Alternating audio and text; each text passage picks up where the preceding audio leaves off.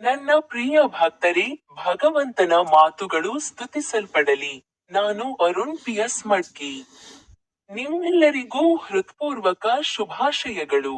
ಇಂದು November 18ನೇ ದಿನ, 2025 ರ 11ನೇ ತಿಂಗಳು.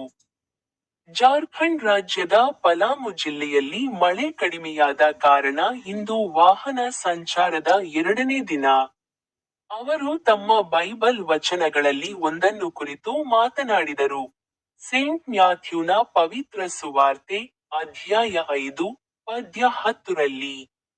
ಅವರು ಹೇಳಿದರು, ನೀತಿಯ ನಿಮಿತ್ತ ಹಿಂಸೆಗೊಳಗಾಗುವವರು ಧನ್ಯರು, ಏಕೆಂದರೆ ಅವರದು ಸ್ವರ್ಗದ ರಾಜ್ಯ. ನಿಮ್ಮೆಲ್ಲರಿಗೂ ಹೃತ್ಪೂರ್ವಕ ಶುಭಾಶಯಗಳು. ನನ್ನ ಯೂಟ್ಯೂಬ್ ಚಾನೆಲ್ನಲ್ಲಿರುವ ಹಾಡಿ ಬಟನ್ ಅನ್ನು ಕ್ಲಿಕ್ ಮಾಡಲು ಮರೆಯಬೇಡಿ.